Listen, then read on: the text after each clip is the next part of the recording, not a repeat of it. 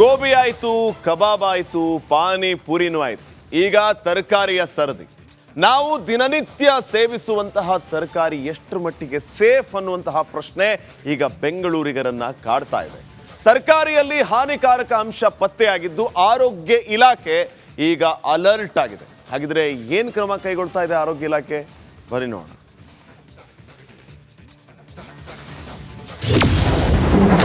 ತರಕಾರಿಯಲ್ಲಿ ಹಾನಿಕಾರಕ ಅಂಶ ಪತ್ತೆ.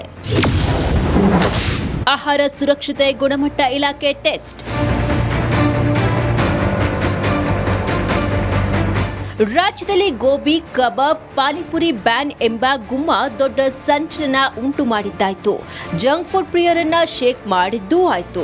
ಇದೀಗ ತರಕಾರಿ ಸೇವಿಸುವವರ ಸರದಿ. ನಾವು ದಿನನಿತ್ಯ ಬಳಸುವ ತರಕಾರಿಗಳಲ್ಲಿ ಕೆಮಿಕಲ್ ಮಿಕ್ಸ್ ಆಗ್ತಿದೆ ಅನ್ನೋ ಸ್ಫೋಟಕ ಸುದ್ದಿ ಹೊರಬಿದ್ದಿದ್ಯಂತೆ. ಇಂಡಸ್ಟ್ರಿ ಏರಿಯಾಗಳಲ್ಲಿ ಕೊಳಕು ಹಾಗೂ ರಾಸಾಯನಿಕ ಮಿಶ್ರಿತ ನೀರು ಬಳಸುತ್ತಿರುವ ಆರೋಪ ಕೇಳಿಬಂದಿತ್ತು. ಆಹಾರ ಸುರಕ್ಷತಾ ಗುಣಮಟ್ಟ ಇಲಾಖೆ ನಡೆಸಿದ ಪರೀಕ್ಷೆಯಲ್ಲಿ ತರಕಾರಿಯಲ್ಲಿ ಸೋಡಿಯಂ ನೈಟ್ರೇಟ್, ಆರ್ಸೆನಿಕ್ ಫ್ಲೋರೈಡ್ ಅಂಶ ಪತ್ತೆಯಾಗಿದೆ. ರಾಜ್ಯದ ಸರಿಸುಮಾರು 208 ಕಡೆ ತರಕಾರಿಗಳ ಸ್ಯಾಂಪಲ್ ಕಲೆಕ್ಟ್ ಮಾಡಲಾಗಿತ್ತು. ಈ ಪೈಕಿ 175 ರಿಪೋರ್ಟ್ ಈಗ ಬಂದಿದೆ. 30 ಕಡೆಯ ತರಕಾರಿಯಲ್ಲಿ ಹಾನಿಕಾರಕ ಅಂಶ ಪತ್ತೆಯಾಗಿದೆ. ಈ ವೆಜಿಟೇಬಲ್ಸ್ ತಿನ್ನಲು ಯೋಗ್ಯವಲ್ಲ ಅನ್ನೋದು ಬಯಲಾಗಿದೆ. ಈ ರೀತಿಯ ತರಕಾರಿ ತಿನ್ನೋದ್ರಿಂದ ಜನರ ಆರೋಗ್ಯದ ಮೇಲೆ ದುಷ್ಪರಿಣಾಮ ಬೀರಲಿದೆ. ಇದು ಯಾಕೆ ಬಂತು ಅಂದರೆ, ನಾವು ಜೂನ್ ತಿಂಗಳಲ್ಲಿ ನೋಡ್ಬೋದು, ಖಾರದ ಪುಡಿ ಮಾಡಿದ ಸ್ಪೈಸಸ್ ಮಾಡಿದಾಗ ಅಲ್ಲಿ ETO ಪ್ರಮಾಣ ಹಾಂಗ್ಕಾಂಗಲ್ಲ ಸಿಂಗಾಪುರಲ್ಲ ಎಲ್ಲ ರಿಜೆಕ್ಟ್ ಆಯಿತು, ನಮ್ಮ ಇಂಡಿಯಾದಿಂದ ಹೋಗಿದ್ದು. ಸೊ ಆವಾಗ ನಮ್ಮದು ETO ಪ್ರಮಾಣ ಎಷ್ಟೈತೆ ಅಂದರೆ ETOಗೆ ಸ್ಪೆಸಿಫಿಕೇಶನ್ ಇರಲಿಲ್ಲ. ಅಷ್ಟೇ ಅಲ್ಲ, ನಗರದ ಕೆಲ ಹೋಟೆಲ್ಗಳಲ್ಲಿ ಕೊಳೆತ ತರಕಾರಿ ಬಳಸುತ್ತಿರುವ ಆರೋಪ ಕೂಡ ಕೇಳಿಬಂದಿದೆ. ಈಗಾಗಲೇ ಕೆಲ ಹೋಟೆಲ್ಗಳಲ್ಲಿ ಪರಿಶೀಲನೆ ನಡೆಸಲಾಗಿದೆ. ಕೊಳೆತ ತರಕಾರಿ ಬಳಸ್ತಾ ಇರೋದು ಪ್ರೂವ್ ಆದರೆ ಹೋಟೆಲ್ ಮಾಲೀಕರಿಗೆ ಸಂಕಷ್ಟ ಎದುರಾಗಿದೆ.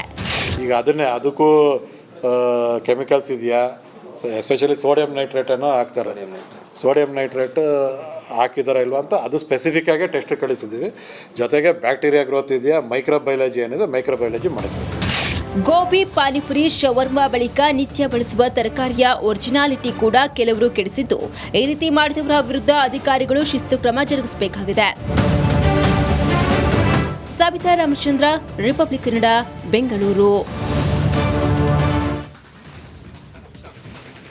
ಆತ ಪೊಲೀಸರಿಗೇನೆ ಚಳ್ಳೆ ಹಣ್ಣು ತಿನ್ನಿಸಿ ಯಾವ ರೀತಿ ಕಣ್ಣು ತಪ್ಪಿಸಿ ಓಡಾಡ್ತಾ ಇದ್ದ ಅಂತಂದ್ರೆ, ನಾನೇ ಕರ್ನಾಟಕ ರಾಜ್ಯ ಕೇಬಲ್ ಟಿವಿ ಆಪರೇಟರ್ಗಳ ಸಂಘದ ಸದಸ್ಯರು ಇಂಧನ ಸಚಿವ KJ ಜಾರ್ಜ್ ಅವರನ್ನ ಭೇಟಿ ಮಾಡಿದರು.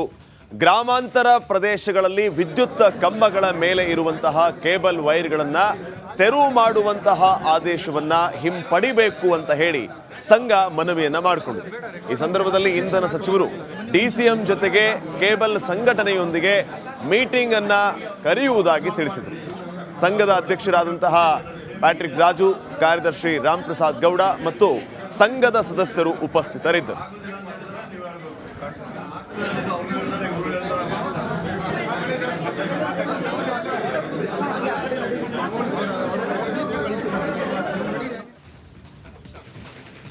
ಸಂಕಷ್ಟಗಳ ಸರಮಾಲೆಯಲ್ಲಿ ಪೊರ್ಕಿ ಗ್ಯಾಂಗ್ ವಿಲ ಅಂತ ಒದ್ದಾಡ್ತಾ ಇದೆ. ಬೇರೆ ವ್ಯಕ್ತಿಗಳ ಹೆಸರಲ್ಲಿ ಸಿಮ್ ಬಳಸ್ತಾ ಇದ್ದ ದಾಸನ ಸೀಕ್ರೆಟ್ ಈಗ ರಿವೀಲ್ ಆಗಿದೆ. ಈ ಮಧ್ಯೆ A1 ಪವಿತ್ರ ಗೌಡ ಪರವಾಗಿ ಕನ್ನಡದ ಆ ನಟ ಬ್ಯಾಟ್ ಬೀಸಿದ್ದಾರೆ.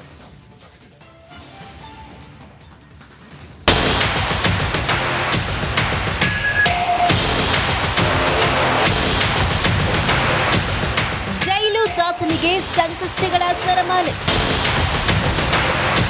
ಪೊರ್ಕಿ ಸಿಮ್ ಹಿಂದೆ ಬಿದ್ದ ಪೊಲೀಸರು.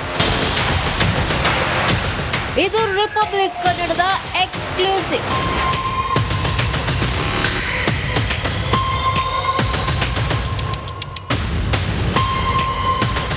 ಚಿತ್ರದುರ್ಗ ಮೂಲದ ರೇಣುಕಾಸ್ವಾಮಿ ಹತ್ಯೆ ಕೇಸ್ ತನಿಖೆಯಲ್ಲಿ ದಿನಕ್ಕೊಂದು ಟ್ವಿಸ್ಟ್ ಸಿಗ್ತಾ ಇದೆ. ಕೊಲೆ ಜಾಡು ಬೆನ್ನತ್ತಿರುವ ಪೊಲೀಸರು ಜೈಲು ದಾಸನ ಸಿಮ್ ಕಾರ್ಡ್ ಹಿಂದೆ ಬಿದ್ದಿದ್ದಾರೆ. ಬೇರೆ ವ್ಯಕ್ತಿ ಹೆಸರಲ್ಲಿ ಕಾಟೇರ ಸಿಮ್ ಖರೀದಿಸಿದ್ದ ಎನ್ನಲಾಗ್ತಿದೆ. ಬೇರೆ ವ್ಯಕ್ತಿ ಹೆಸರಲ್ಲಿ ಸಿಮ್ ಖರೀದಿಸಿರೋದು ಹಲವು ಅನುಮಾನಗಳಿಗೆ ಕಾರಣ ಆಗಿದೆ. ಸಿಮ್ ಕಾರ್ಡ್ ಖರೀದಿ ಹಿಂದೆ ಬಿದ್ದಿರುವ ಪೊಲೀಸರು ಮಾಲೀಕರಿಗೆ ಡ್ರಿಲ್ ನಡೆಸಿದ್ದಾರೆ. ಕೇವಲ ಇಷ್ಟು ಮಾತ್ರ ಅಲ್ಲ, ಪೊರ್ಕಿ ಸ್ನೇಹಿತರ 164 ಹೇಳಿಕೆ ದಾಖಲಿಸಿಕೊಂಡಿದ್ದಾರೆ. ಹಾಗಾದ್ರೆ ಹೇಗಿತ್ತು ಕಾಕಿ ಡ್ರಿಲ್ ಅನ್ನೋದನ್ನ ನೋಡೋದಾದ್ರೆ, ಪೊಲೀಸರ ಪ್ರಶ್ನೋತ್ತರ. ನಿಮ್ಮ ಹೆಸರಲ್ಲಿ ಏಕೆ ಸಿಮ್ ಖರೀದಿ ಮಾಡಿದ್ರು? ಯಾವ ಉದ್ದೇಶಕ್ಕೆ ಸಿಮ್ ಖರೀದಿಯಾಯಿತು? ದರ್ಶನ್ ಯಾಕೆ ನಿಮ್ಮ ಸಿಮ್ ಬಳಕೆ ಮಾಡ್ತಿದ್ರು? ಸಿಮ್ ಖರೀದಿ ಮಾಡುವಾಗ ದರ್ಶನ್ ಏನ್ ಹೇಳಿದ್ರು? ಸಿಮ್ ಖರೀದಿಗೆ ದರ್ಶನ್ ನಿಮ್ಮನ್ನೇ ಯಾಕೆ ಆಯ್ಕೆ ಮಾಡಿದ್ರು? ಖುದ್ದು ದರ್ಶನ್ ಸಿಮ್ ಖರೀದಿ ಮಾಡಲು ಹೇಳಿದ್ರಾ? ದರ್ಶನ್ ಬದಲು ಬೇರೆಯವರು ಸಿಮ್ಗಾಗಿ ಕೇಳಿದ್ರಾ? ಇನ್ಮುಂದೆ ಪೊಲೀಸ್ ಟ್ರೇಸ್ ಹೇಗಿರುತ್ತೆ ಅನ್ನೋದನ್ನ ನೋಡೋದಾದ್ರೆ, ಪೊಲೀಸ್ ಟ್ರೇಸ್ ಹೇಗಿರುತ್ತೆ? ಸಿಮ್ ಯಾವ ಕಂಪನಿಯದ್ದು ಚೆಕ್ ಮಾಡ್ತಾರೆ. ನಂಬರ್ ಯಾರ ಹೆಸರಲ್ಲಿದೆ ಎಂದು ತನಿಖೆ. ಸಿಮ್ ಮಾಲೀಕನ ವಿಳಾಸವನ್ನ ಪಡೆಯುತ್ತಾರೆ. ಆ ವ್ಯಕ್ತಿಯ ಹೆಸರಲ್ಲಿರುವ ಸಿಮ್ಗಳ ಮಾಹಿತಿ ಸಂಗ್ರಹ.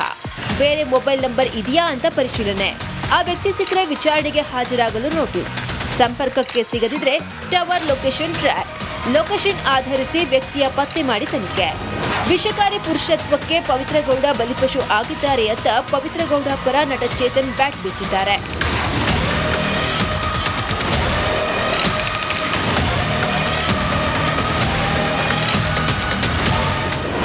ಇವಾಗ ರೇಣುಕಾಸ್ವಾಮಿಯವರು ಅಶ್ಲೀಲ ವಿಡಿಯೋ ಕಳಿಸಿದ್ರೆ ಅದು ಒಂದು ಖಂಡಿತ ಅದು ಒಂದು ತಪ್ಪು, ಮತ್ತು ಅದು ಒಂದು ಮಹಿಳೆ ಮೇಲೆ ಒಂದು ಕಿರುಕುಳ ಕೊಡೋ ಒಂದು ನಡವಳಿಕೆ. ಸೊ ಅದರಲ್ಲೂ ಕೂಡ ಬಲಿಪಶು. ಮತ್ತು ಏನಾದರೂ ಇವ್ರು ಹೇಳದಂಗೆ ಅವರು ಅವರ ಗೆಳೆಯನಿಗೋ ಅವರ ಗಂಡನಿಗೋ ಅವರ ಸಂಬಂಧ ಸ್ನೇಹಿತನಿಗೋ ಏನಾದರೂ ಹೇಳಿಕೊಂಡು ಅವರು ಈ ಥರ ಕೃತ್ಯ ಮಾಡಿದರೆ ಅದರಲ್ಲೂ ಇವರು ಒಂದು ವಿಷಕಾರಿ ಪುರುಷತ್ವಕ್ಕೆ ಒಂದು ಬಲಿಪಶು ಆಗ್ತಾರೆ. ಯಾಕಂದರೆ ಈ ಥರದ್ದು ಸರಿಪಡಿಸ್ಬೇಕು ಅಂತ ಹೇಳಬೇಕು ಅಂತ ಹೋಗಿರ್ಬೋದು ಹೊರತು ಯಾರು ಕೊಲೆ ಮಾಡುವಂತ ಹೇಳೋಕ್ಕೆ ಅದು ಬಹುಶಃ ಯಾರು ಹಂಗೆ ಹೇಳಿರಲ್ಲ. ದಾಸನಿಗೆ ಸಂಕಷ್ಟಗಳ ಸರಮಾಲೆ ತಪ್ಪುತ್ತಿಲ್ಲ. ಕೊರಳಿಗೆ ಸಿಮ್ ಕಾರ್ಡ್ ಕಂಟಕ ಎದುರಾಗಿದ್ದು ಪಾರಾಗ್ತಾರಾ ಅಥವಾ ವಿಲವಿಲ ಒದ್ದಾಡ್ತಾರಾ ಅನ್ನೋದನ್ನ ಕಾಲವೇ ನಿರ್ಧರಿಸಲಿದೆ. Dhruvaraj, crime bureau, Republic Kannada.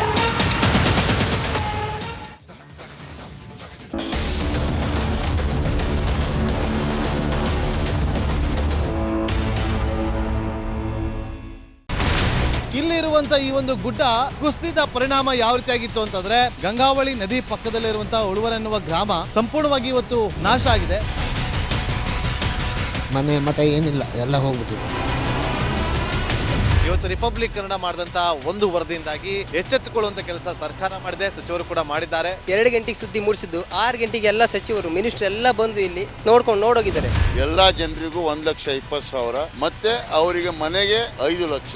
ಈ ಸುದ್ದಿಯನ್ನ ಎಲ್ಲ ಒಂದು ಅಧಿಕಾರಿಗಳಿಗೆ ಮೂಡಿಸಿದ್ದಕ್ಕಾಗಿ ರಿಪಬ್ಲಿಕ್ ಕನ್ನಡ ಟಿವಿಗೆ ಧನ್ಯವಾದ ಹೇಳಿ ಇಷ್ಟಪಡ್ತೇವೆ. ಮನೆನೂ ಕೊಡ್ತೇವೆ, ಮಕ್ಕಳ ಶಿಕ್ಷಣಕ್ಕೆ ತೊಂದರೆ ಆಗದೆ ಇದ್ದಂಗೆ ಹೆಲ್ಪ್ ಮಾಡ್ತೇವೆ. 1,20,000 ಮನೆ ಯಾರ್ದ್ರ ಡ್ಯಾಮೇಜ್ ಆಗಿದೆ ಅದನ್ನ ಕೊಡ್ತೀವಿ ಅಂತ ಒಪ್ಕೊಂಡಿದ್ದಾರೆ. ನಮ್ಮ ಕಷ್ಟಕ್ಕೆ ನೀವು ರಿಪಬ್ಲಿಕ್ ಕನ್ನಡದವರಾದಂತ ನೀವು ನೆರವಾಗಿರುತ್ತೆ ನಾವು ನಂಬಿದ್ದೇವೆ. ಅವರಿಗೆ ಸೂರನ್ನ ಕಲ್ಪಿಸಿಕೊಡೋವರೆಗೂ ಕೂಡ ರಿಪಬ್ಲಿಕ್ ಕನ್ನಡ ಅವರಿಗೆ ಧ್ವನಿಯಾಗಿ ನಿಲ್ಲುವಂತ ಕೆಲಸವನ್ನ ಮಾಡುತ್ತೆ.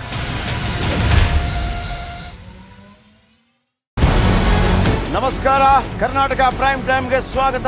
ನಾನು ಜಯಪ್ರಕಾಶ್ ಶೆಟ್ಟಿ. ಇಡೀ ಕರ್ನಾಡು ಇವತ್ತು ರೆಬೆಲ್ ಆಗಿ ನಿಂತಿದೆ. ಈ ಹಗರಣಗಳನ್ನು ಸದನದಲ್ಲಿ ಪ್ರಸ್ತಾಪ ಮಾಡಲು ಕೂಡ ಕಾಂಗ್ರೆಸ್ ಹಿಂದೇಟು ಹಾಕಿದ್ದೇಕೆ? ನಿಮ್ಗೆ ಸಂಬಳ ಅದಕ್ಕೆ, ನಿಮಗೆ ವಾಹನ ಅದಕ್ಕೆ, ನಿಮಗೆ ವೆಪನ್ ಅದಕ್ಕೆ, ನೀವು ಅದನ್ನು ಸರಿ ಹಿಡಬೇಕಾಗಿದೆ. ನೀವು ವಿದ್ಯುತ್ ಬರ ಇದೆ ಅಂತ ಹೇಳ್ತಾ ಇದ್ದೀರಿ, ಎಲ್ಲಿ ಬರ ಇದೆ ನೀವು ಹೇಳಬೇಕು. ಪಾಕಿಸ್ತಾನ್ ಆಕ್ಯುಪೈಡ್ ಕಾಶ್ಮೀರ್ ಅದು ಎಂದೆಂದಿಗೂ ನಮ್ಮದು. 40 ಮೆಷಿನ್ಗಳು ತಂದಿತ್ತು ನೋಟ್ ಎಣಿಸುವುದಕ್ಕೆ, ಅದೇ ಹಾಳಾಯಿತು. ಮಥುರಾದ ಗಲಾಟೆ ಇದೆಯಲ್ಲ, ಅದು ಸ್ಥಳೀಯವಾಗಿ ಕೂತು ಪರಿಹರಿಸಬಹುದಾದಂಥ ಕಾನೂನಿದೆ.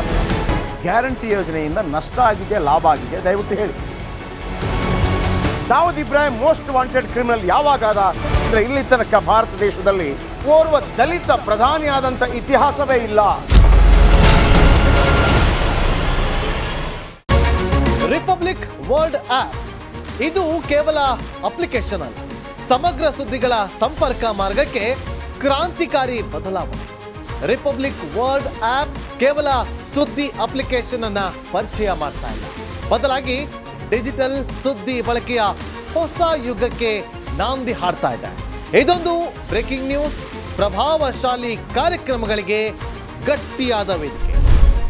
ರಿಪಬ್ಲಿಕ್ ವರ್ಲ್ಡ್ ಅಪ್ಲಿಕೇಶನ್ ಈಗ ಲೈವ್ ಆಗಿದೆ.